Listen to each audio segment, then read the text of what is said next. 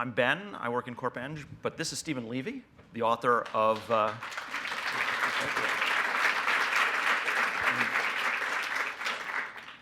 In the Plex, How Google Thinks, Works, and Shapes Our Lives. Let me read you the biographical sketch of Steven that appears at the end of the book. You're more handsome in person than you are in the picture, by the way.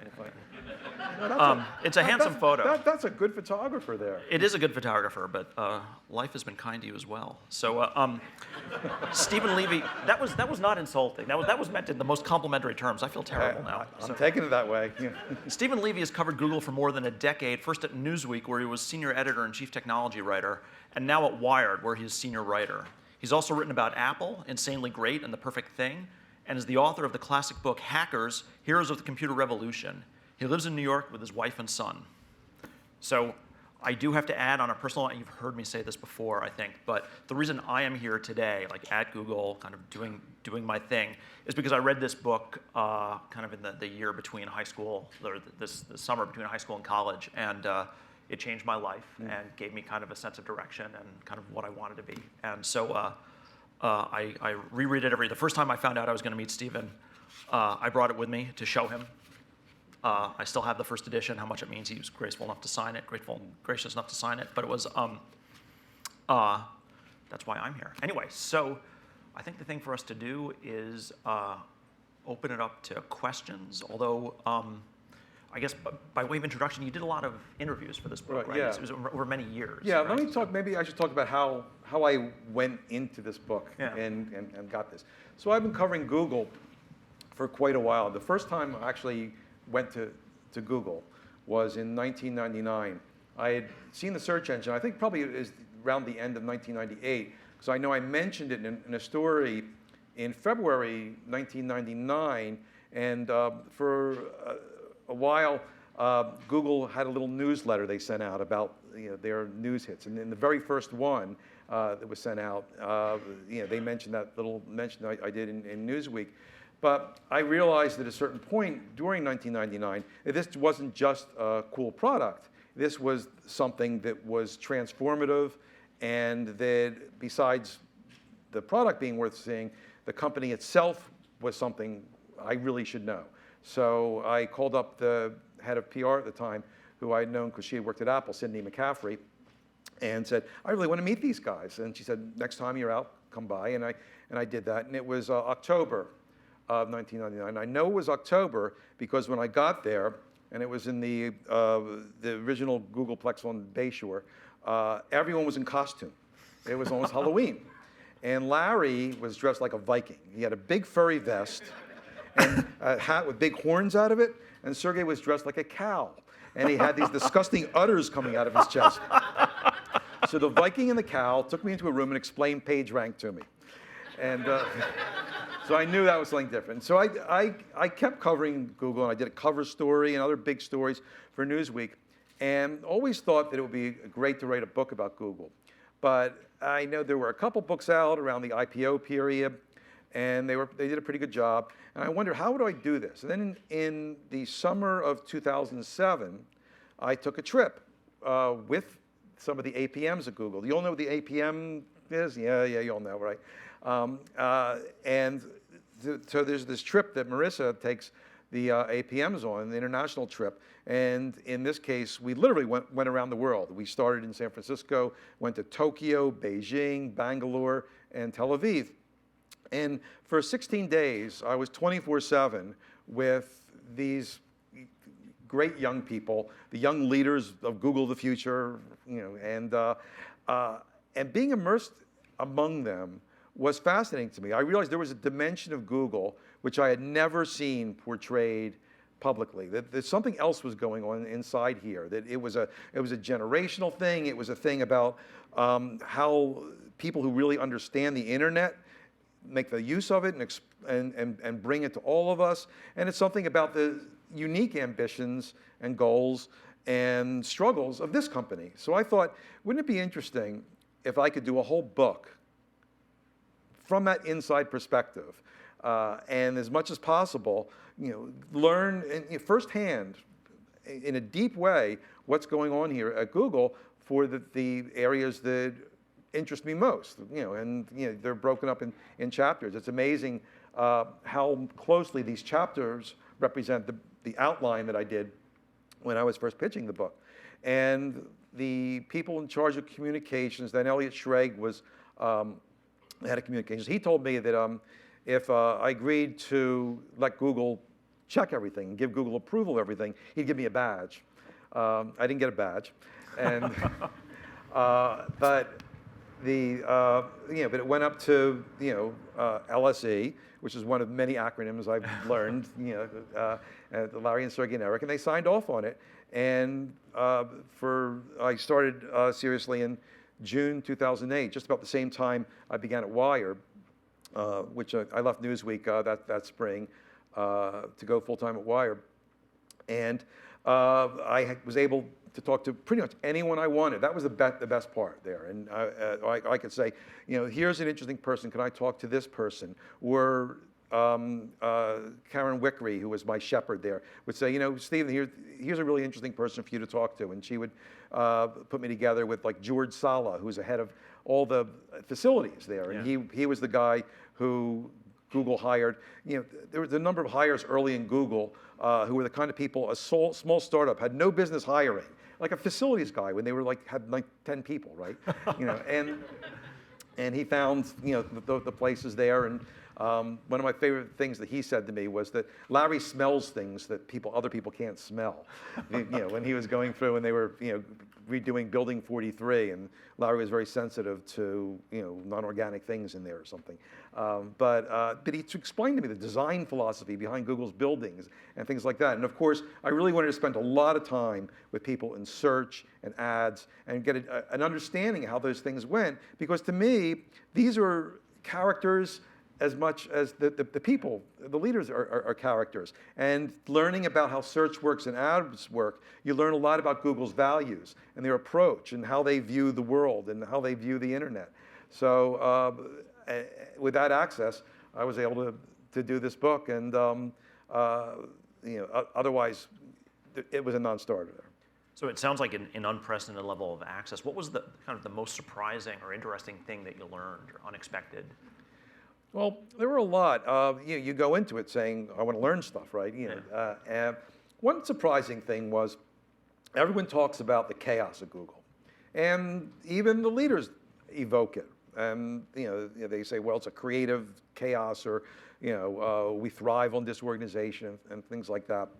And indeed, one engine of that chaos or disorganization, whatever you want to call it, was the Montessori training of Larry and Sergey. I think it was Marissa who said to me, you can't understand Google unless you know that Larry and Sergey both went to Montessori.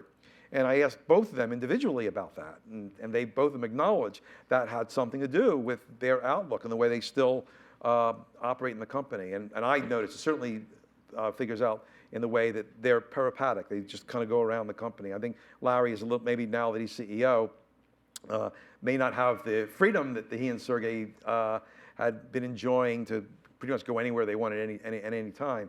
But that was part of it. But also, on the other hand, Google has a lot of internal structures to monitor people. Now, I had never heard of OKRs before I went in this book. And actually, I was quite surprised, considering the degree to which it's part of Google culture, that it had never been written about. You can just Google OKRs in Google, you get very, very little. And that's surprising, because you folks know it's a big deal here. And people talk about their OKRs, and there's a whole formal way you deal with OKRs, and there's like sort of informal scuttlebutt on OKRs, right? You don't want to make your OKRs every year because you're sandbagging it, right? And so for people like us who are YouTubing this, they're saying, what's an OKR? That stands for Objective and Key Results. And it's something that John Doerr actually first suggested when Google was very small, that they implement. Andy Grove originally thought of the idea, but Google embraced it like no other company. And as you know, there's quarterly OKRs and yearly, and sometimes division or even the whole company will have an OKR. And it's always, and you think about it, it's not that surprising because it's measurable. And Googlers love to measure things. They love data, and they love to test to see if the data works. But it was fascinating to me to see that, and the peer reviews and other things, that there's all these internal structures that show that Google is, in a sense, kind of organized. Should we take questions from the audience? I don't know if people have a lot of questions, if they've read the book. I could go on asking you questions all that, but there's a lot of people here. I wonder if there's... Well, maybe, maybe folks can come up to the mic and we could talk. If anyone has a question. Otherwise, I'll make them up. So I advise you to come up to the mic. And while you're thinking of coming up to the mic, I've been asked to remind you all that Steven has had an unprecedented level of access to the company, but he is still a member of the press. And so questions that might perhaps unwittingly reveal things we did not want revealed should be considered before being asked. I do have to tell you that it was an interesting effect going on there, because as part of the ground rules of the book, I was allowed to see stuff that members of the press could not see. There was an overall NDA to the book itself, where anything I gathered during the course of my research was understood that it was going to be embargoed until the book came out, and the people at Google knew when the book was coming out. So I could then watch the development of certain products. The other thing that was part of it was that if a product was not going to be out by the time my book came out, I wouldn't be able to write about it. And there's one thing in particular, won't even say what it is, that it could not be in my book. And it was disappointing to me, and probably even more disappointing to the people who still haven't finished the product, that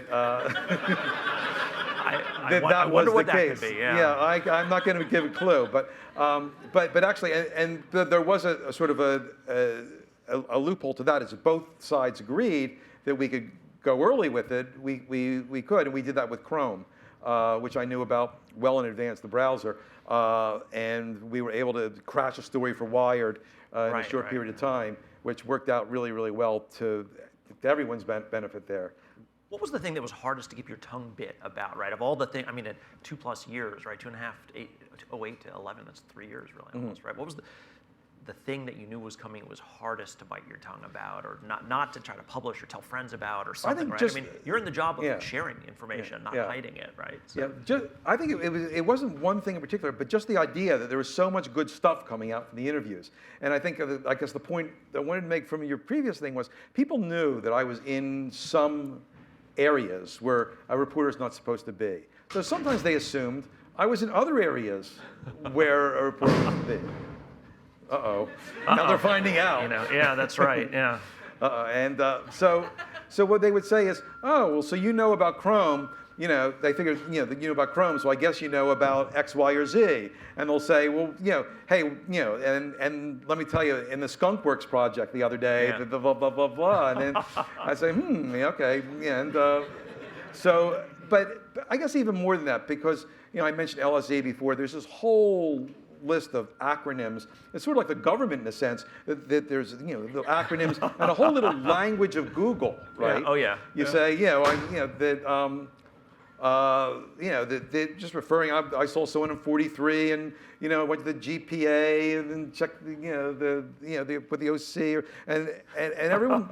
So the fact that I could speak to Googlers in that language created a comfort zone that pretty quickly within an interview, we reached a level of candor, I think. And I think that this is part of the plan. It wasn't putting one over on Google. I think part of the idea of my doing this was the sense that if Google were transparent, at least to this writer, people would learn about it. And what they'd learn would be something that might make Google less threatening as it became a big company. So it's not a question that I'm putting one over on you folks, but that sunlight accrues to the benefit of Google because it's a company, and I can say pretty confidently, people here believe that they're doing the right thing, that it's a company very much based on moral principles, and actually is a big, big thread in my book about how these moral principles play out and how Google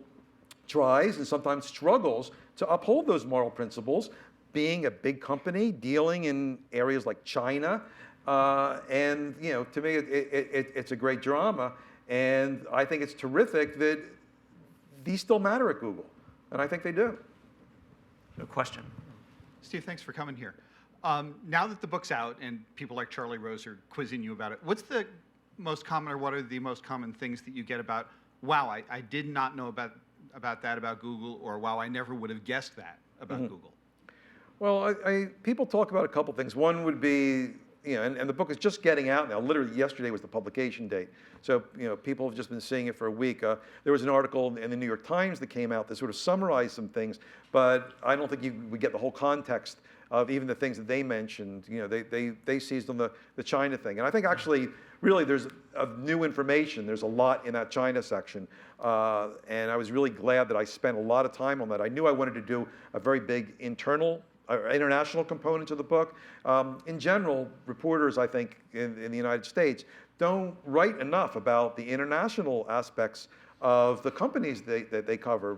Google isn't alone of having a huge percentage of their revenues and operations overseas, but people in the U.S., because we're Americans, right? We don't focus on that stuff more. But I knew I wanted to write about something international, and I chose China as an interesting case in point to focus on, and that turned out to be a rich area, let's say, and I was able to tell that story, and so some of the things there were things that might surprise people. I think also, and I'd done some of this for Wired, just knowing how search and ads work in a little more detail, the level, and Google I know has been trying to address this with videos and other things and being a little more open. There's probably no two words more offensive to Google than black box. I know those words aren't popular around here, but so maybe to try to decode that a little of how those things work and try to explain it in lay terms and add my explanations to the ones that you folks have been doing are sometimes surprising. People don't really get, for instance, the way ads might work. The idea that there's this auction that you bid on, but that the high bid isn't always the winner. How good the ad is actually fits into that. To me, to a lot of people, is totally novel, even after all those years. How old is that product now? 9 years old? But it's worth explaining and getting into, because from that equation of AdWords, so many things fall out.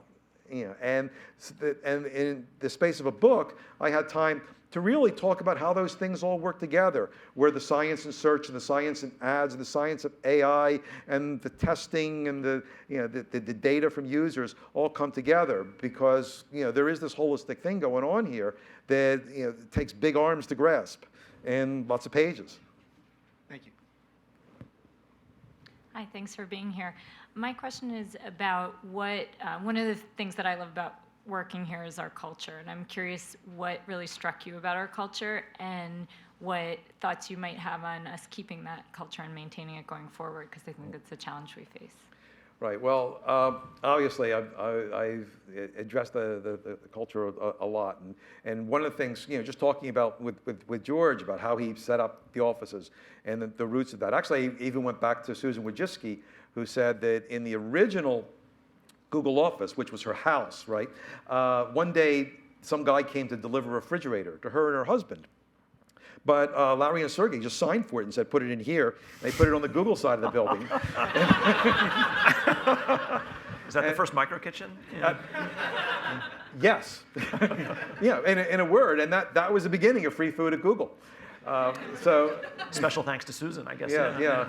Well, to her credit, she went with it. And I think, Google's been good to Susan. So, and vice versa. But the parts of the culture, it's interesting, because when it was a small company, of course, everyone spent time with Larry and Sergey. And Google, to a large extent, channels Larry and Sergey's values. And as you get to a bigger company, it gets tougher and tougher to do that. So that the question is, how do you eventually do that?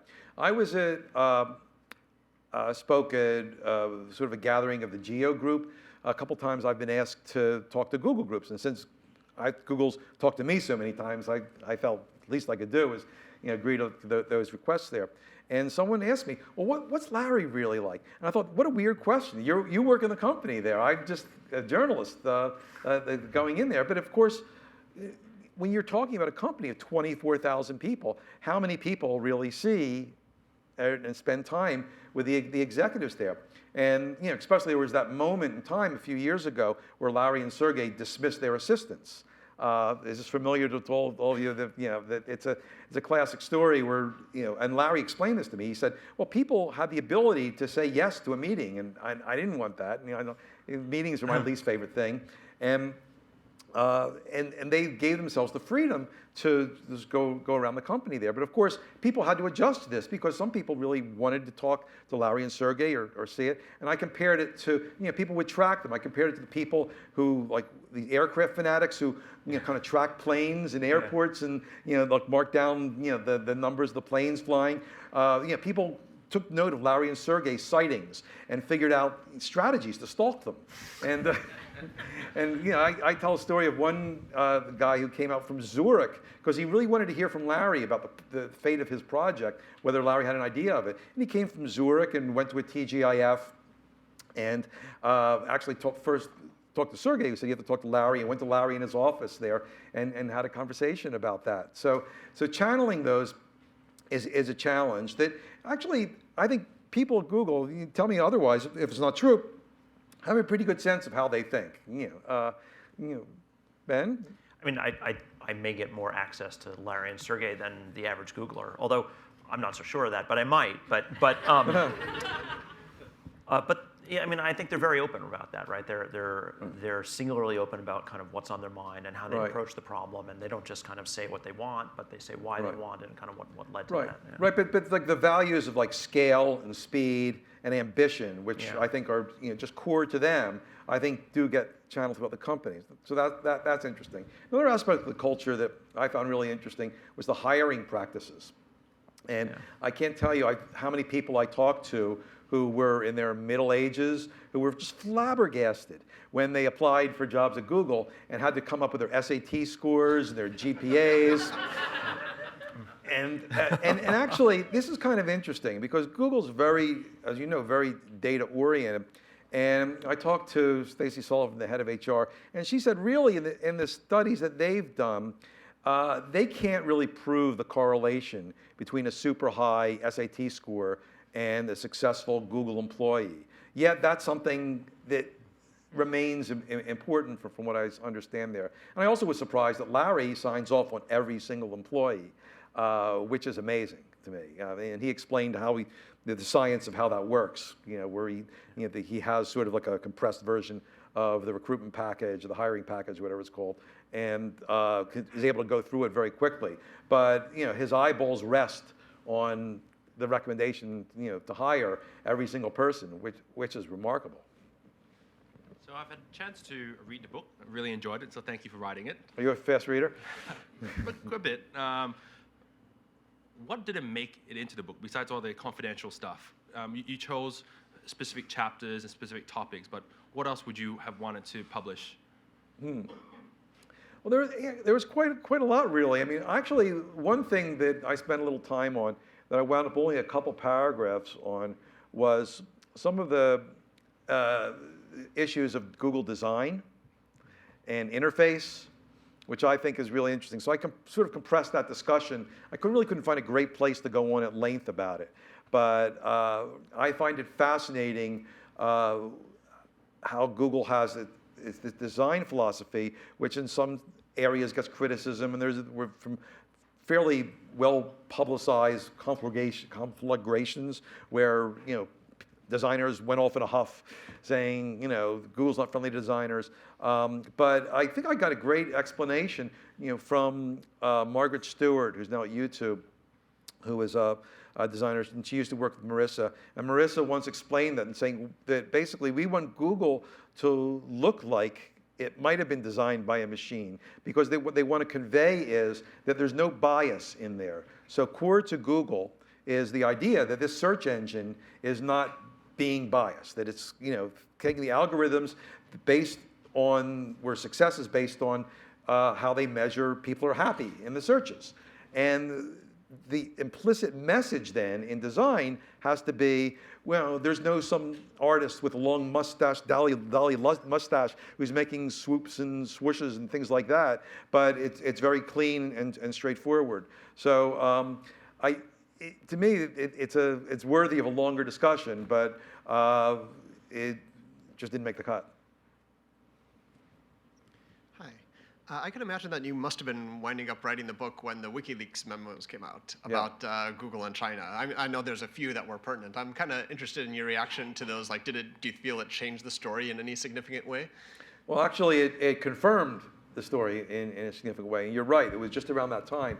And I was frantically trying to get hold of more of those memos that dealt with Google. If you remember, there was a couple days where the Times reported on some of it, but there was a gap between when WikiLeaks actually, or the Times produced the content of the memos themselves. So I was able to get those in. I don't even know if there's more to come, but some of the things actually did just confirm from the State Department's point of view what they were hearing from sources, stuff that I had already nailed down in China there. So fortunately, it wasn't anything contradictory there. And also, since their stuff was sometimes raw intelligence, it wasn't necessarily stuff that you could take to the bank. So I had to be careful there in what I put in there and how I put it. So what are we bad at, and what are we doing wrong, and how can we do better? That's a great question. Well, I think that what I found has been a problem in Google products is that there's a lot of care in thinking of products and putting them out. And even though there is the philosophy is that to get things out and keep working on it, but is to stick with products. So you take something like Wave, which is a really innovative product by a very innovative team.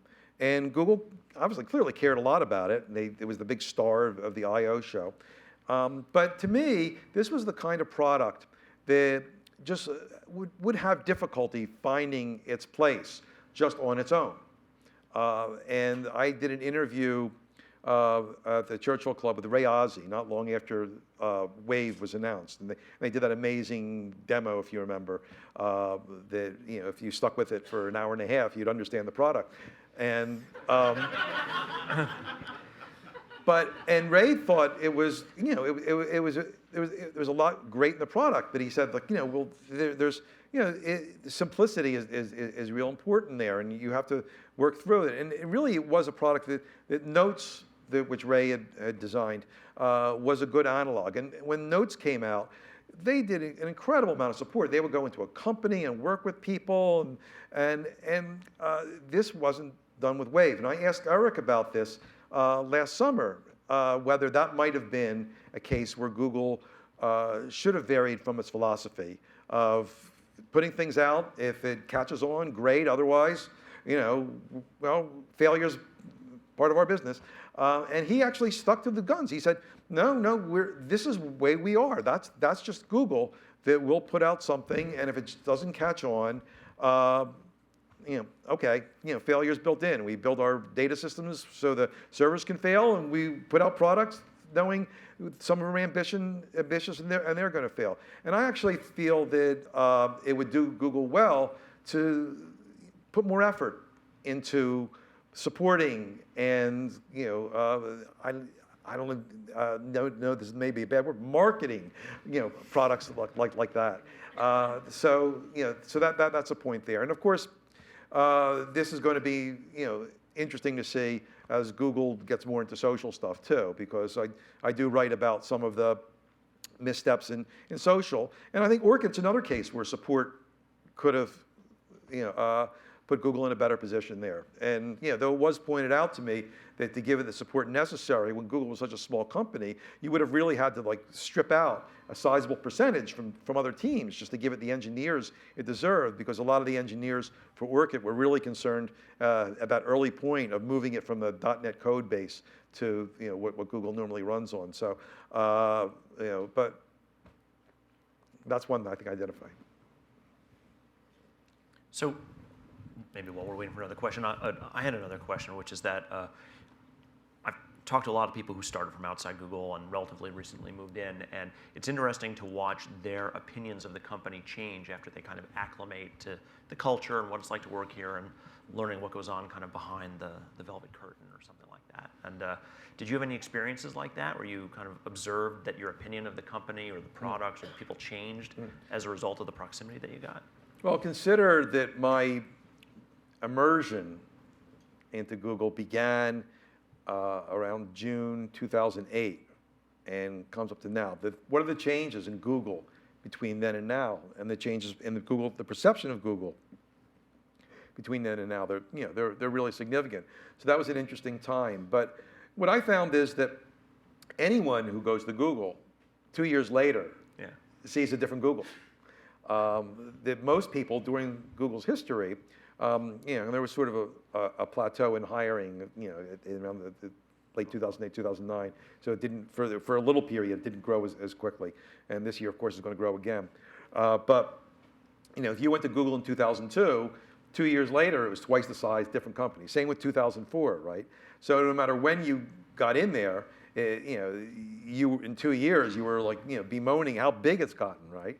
And then of course the people who were there in 2002 would say, "What are you talking about? You remember it then, right?" So, and I think the big shift that came in those years was really coping with the perception of Google that it changed. It changed at a certain point. People saw the degree to which Google affected them. Google's competitors became super energized and focused on spreading the message about the possible dangers of Google, and I think I've done a pretty good job of doing that. And that also that because of the belief from the top down that you at Google are doing the right thing, you're righteous folks, sometimes you don't always appreciate the degree to which other people are now worried about the size and the degree of information about you. And I think the classic example of that is the repercussions from the book search thing, where that even though very smart people here intellectually, everyone understands how people are reacting to it, but there was just at the core just a disbelief. Don't they get that the great thing we're doing for civilization? How could they be objecting to this? And you can see it in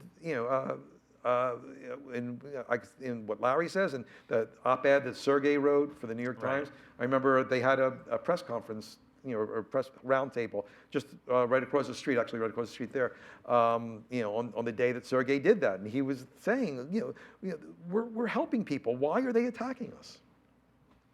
I was just wondering if you could compare and contrast Google with other large tech companies in general, and maybe things that Googlers might not themselves be aware of because we've been customized to our surroundings. Well, I guess the classic comparison comes with Microsoft.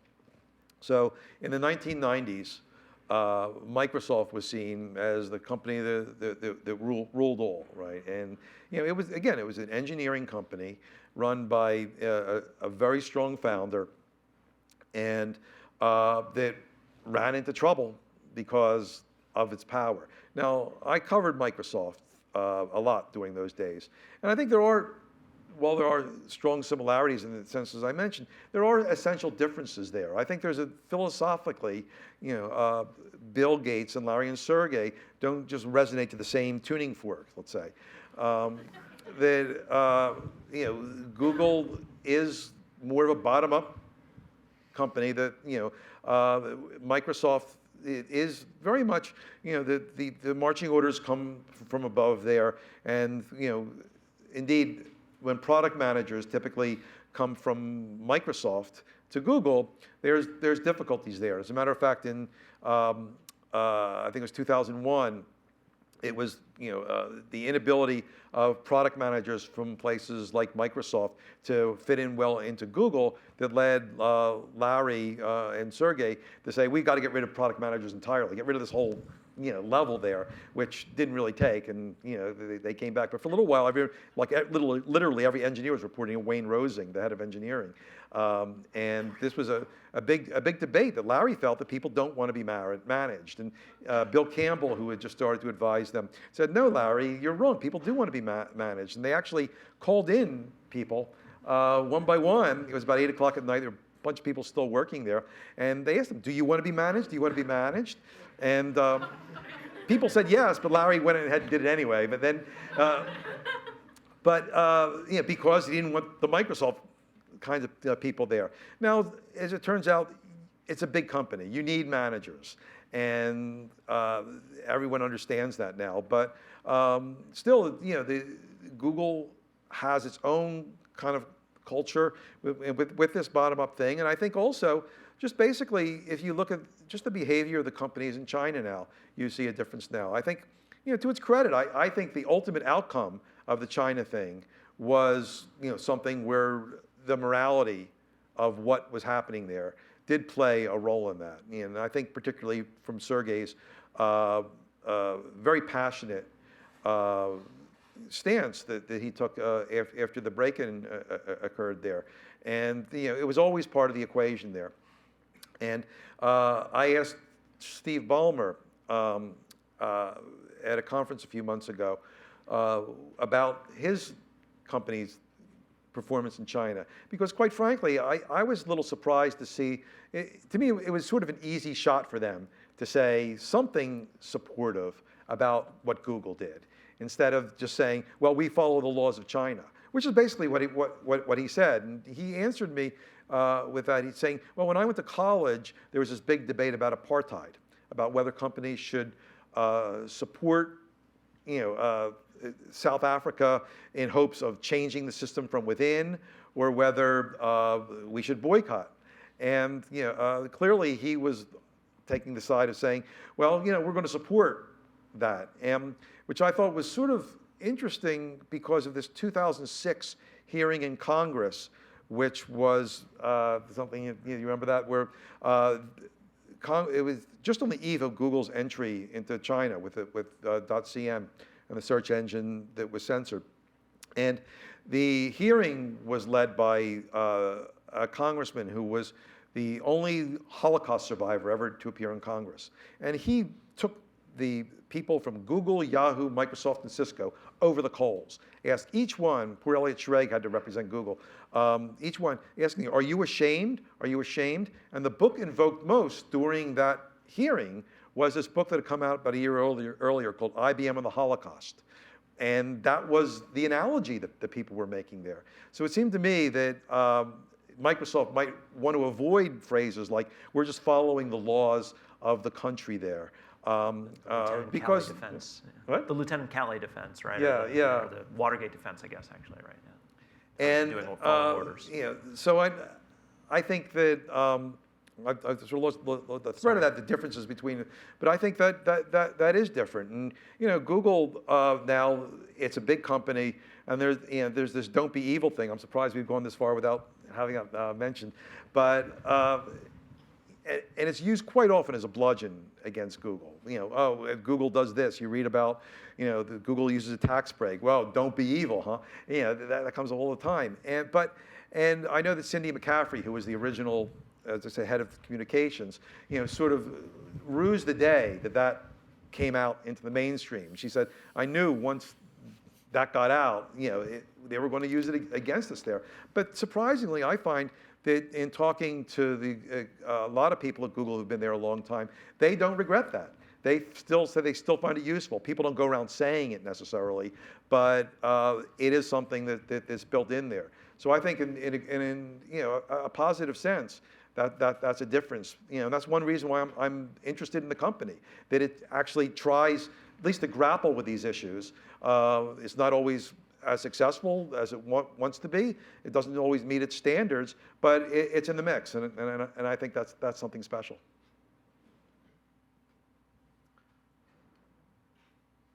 So, on a slightly different note, when David Fincher and Aaron Sorkin, get ready to make the next great tech company movie, who should they cast for Larry and Sergey? And Aaron? That's a good one. That's a good one. Actually, this point came up before, and I don't know. I mean, some of the Jake Gyllenhaal, could he make a good Larry? I think depending on the hair, he could be Yeah. Sergey if they had a little Could be the hair hair, artistry there. yeah.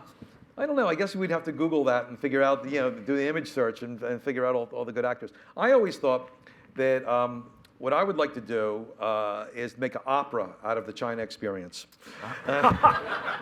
Sergey in China? Yes. Sergey he went to China early, but he never visited Beijing once they started an office there. But I picture like Steve Ballmer and Eric Schmidt like pitching arias across each other, and in the middle there's Kai-Fu Lee singing "I choose Google, I choose China," and that would be a great scene there. So if Philip Glass is listening, here we go.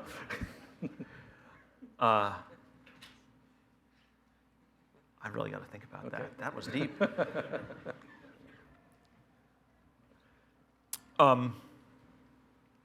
What's the most interesting question you've been asked about the book so far? How's that for the meta question? Mm-hmm, yeah. Well, I guess people want to know how I got in there, right? Yeah. That's a big question, and whether Google was worried about what I do, and I think what happened was there was a certain period where I was sort of under the radar. I mean, even though I was just there so much that, and another thing that was really helpful to me was the people on that APM trip. I don't know if there was any here. I saw Prem upstairs and saw David Hammer yesterday. But there's some people from that trip who were here in New York. But they were sort of like a shadow network for me. That they weren't necessarily prominent in the book, though one of them, Dan Soroker, actually I wrote about after he left Google and started to work for Obama for the campaign, and I talk about how he used Google techniques to power change.org, and but they fanned out to all sorts of interesting places, Chrome and book search and ads and other things, and I would often just run into them somewhere, and we'd have a really good conversation. I'd learn what was happening there. Not that there should be repercussions to the people who are still there. Those are the ones that told me things. Hi, Craig. Hi. So thanks first for allowing us to indulge in a guilty pleasure about asking you questions about us. But I'm going to continue on the theme. There's a little bit of a variation on the theme from an earlier question, but I think we have a lot of internal myths about what Google is like and what we think Google is like. But you actually have seen across a broader spectrum than most of us. What do you think are the things that you've observed that don't really jibe with our self-image? Things that we should know that actually are not true about Google that we think are true? Well, that's a good question. We talked about some of this thing. I think one thing that's interesting is that, so this is an engineering company, but there's a lot of people who aren't engineers. So it's interesting to talk about that divide there. And we're in New York. I don't know if there's any people who are ad sales people here? Anyone? There you go. I actually wanted to write about some of those because there's an element, people, journalists, again, don't write very much about those people at Google. And clearly they were important. And to me, it was fascinating at the point, there was this thing called Premium Sunset, where in AdWords took over all the ads. It used to be that some of the ads were paid by impression and not per click. And that was a big transformation for the ad world in general and the people working here. And I talked about that. But also, it's sort of a class system at Google. The engineers kind of rule.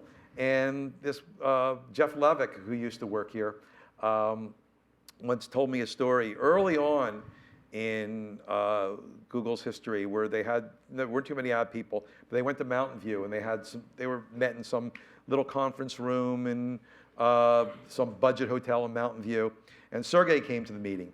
And he spent the whole meeting futzing with the control panel of the AV thing, basically trying to see how that worked, right?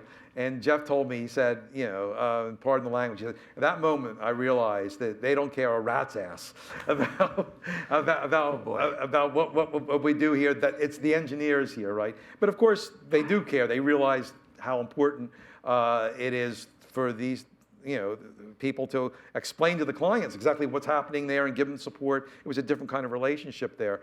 And I actually really enjoyed spending time with them. And Tim Armstrong, actually, when I interviewed him here, promised me he would take me on a sales call to General Motors. And I was really looking forward to that. But for reasons beyond anyone's control, he never got to take me on that sales call there.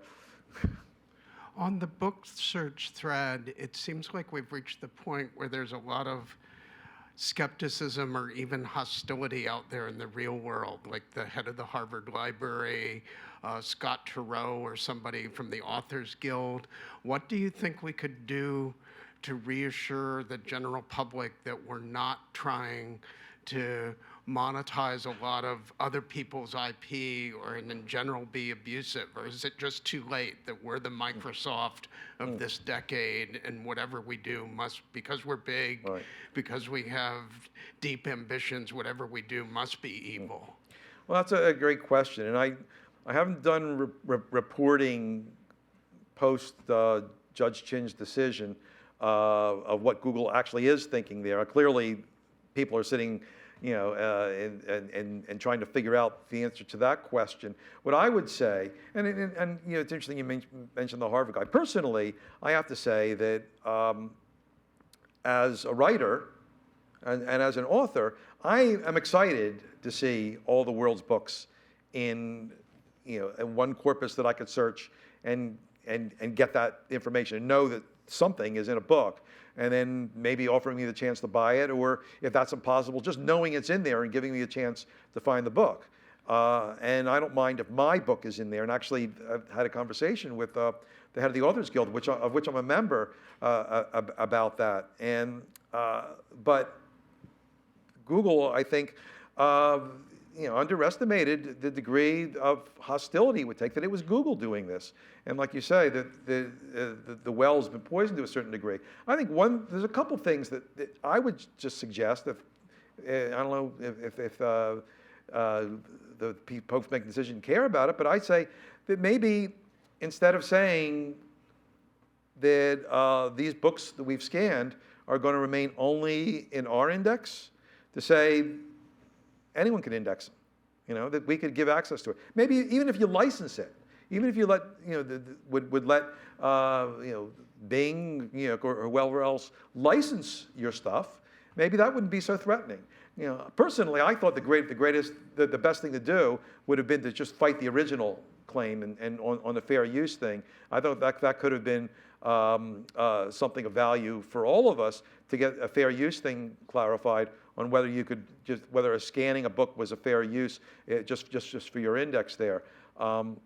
But right now we're sort of in a position, everyone's sort of kicked at the Congress, and we all know how efficient a system that is in getting legislation that fits what the public need is. So I imagine it is frustrating, but I think that in order to get the logjam out, Google's probably going to have to make some concessions there, and maybe by saying, let's say even in theory, and it's easy for me to say because I didn't spend millions of dollars scanning these books, but to say that's available. Look, most people do their searching from Google anyway, right? So that would sort of be non-threatening. You spent the money already, right? So talk is cheap, and mine's cheap too, except for this, of course. $12.99 on Google Books, available as of yesterday, I might add. Oh, very good. We've got to get the pre-ordering thing down still for that product, but I have Excellent. mine on my Zoom. Did you have another question? You compared and contrasted Google with Microsoft. I think one thing that Larry and Sergey has never said that I think Steve Jobs and Bill Gates have both said is, to paraphrase somewhat, that's the stupidest effing idea I've ever heard. You talked a little bit about comparing Microsoft with Google. How would you compare Apple with Google? Those companies are dramatically different. Ironically, there was a moment in time when it looked like Apple and Google were going to be Humphrey Bogart and Claude Rains, right? Just marching off into the mist, for the beautiful friendship. Yeah, and but that didn't happen. Apple is a consumer electronics company essentially that's very much focused on design, the kind of design which is an editorial statement, and it's relentless in the kinds of things. Maybe that's why they're complementary in those kinds of things, which supporting the hardware, selling the hardware, which Google has not shown strength in traditionally. On the other hand, Google understands the internet, I think, even better than Apple. Apple's done a pretty good job on the internet, but so I think that and Google is, to the degree they're bottom up, is a wild contrast with a very much top-down aspect of Apple. And and Apple, people are pretty much frozen until they hear what's going on from the top there. And fortunately, they have a person at the top who is worth waiting for. His opinions are pretty darn good. So just the feel of the company is different. There was a question on Quora that I answered, because I thought it was such an apt question in that regard. Someone said, what's the difference between the Google campus and the Apple campus? And both of them are lovely places, but Google's has sort of, like a dorm feel to it, right? It's sort of like lots of interesting stuff around to look at, but it's kind of messy in a sense. And, there's all this stuff on whiteboards, and you're looking around. And Apple's so clean, you feel like you eat off the floor, right? It's almost like there are stores and a product there. So there's a whole lot of signifiers of the difference between those two companies. Hi, thanks for coming to talk with us. So the earlier success of Google, as with all other companies, is a mix of luck and hard work and brilliance. But I get the sense that Google's success is due slightly less to luck than to other companies. For instance, I'm probably getting the details wrong, but I believe Microsoft almost sold DOS to IBM and didn't become a company. Whereas you said a couple of different examples today, Google did things very differently from the beginning. They hired a facilities manager. They tried to reduce the layers of management. So do you think there's any truth into that statement, that Google's success is less due to luck and more to planned success? I mean, any great company is a mix, I think, of luck and those sorts of skills. I could come back at you on Google and say, what if Yahoo or Excite or decided to say yes to Larry and Sergey when they wanted to sell the search engine to them, early on? Then there would not have been a Google, quite literally. So, they got lucky that their product was too good for the portals to want to adopt. There was one meeting I talked about where they showed it. Was this the Google conversation? Or? No, it was George Bell of Excite. Right. They showed it to the head of Excite, who was not an engineer at that point. They brought in adult supervision at Excite, and there's this guy who came from an East Coast media background, and he took a look at the search engine and was appalled at how good it was. He said, I don't want people to come here and leave right away. This is too good. We can't buy this. And he sent him home. So, and it really was only when it became clear that no one was going to give them $1 million, for their technology, that they said, well, we might as well start our own company then. So that was a pretty lucky thing to happen. And clearly that it wasn't, Google didn't get to where it is by just luck, but you need some luck along the way to be a big success.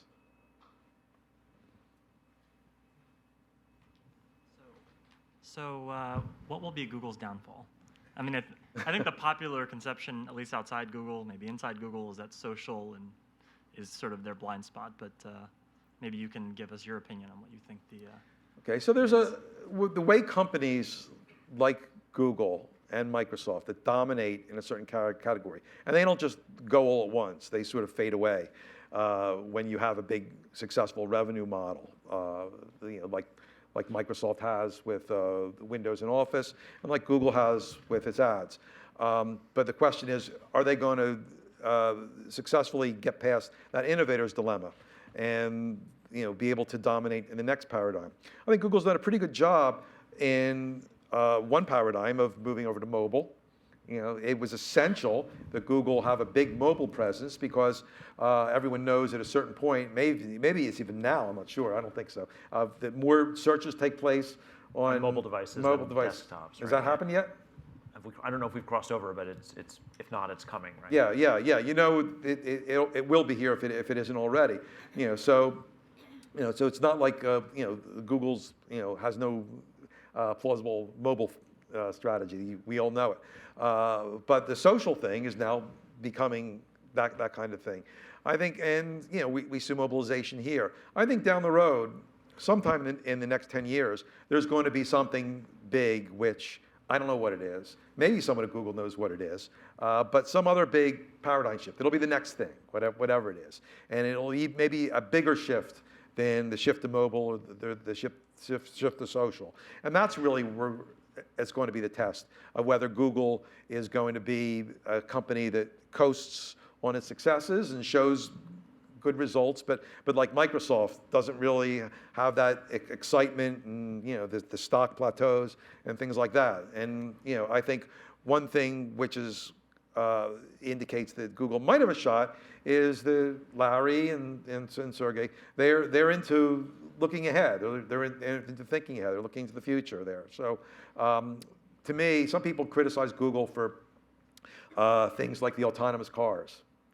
But I don't think that's crazy. I think, to me, first of all, it's not really ungoogly.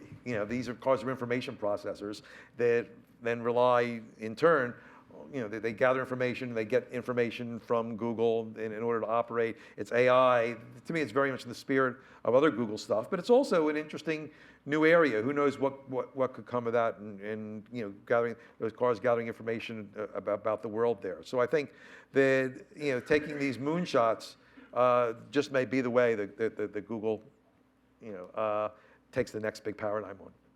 Thank you. Are we out of time now? Is that?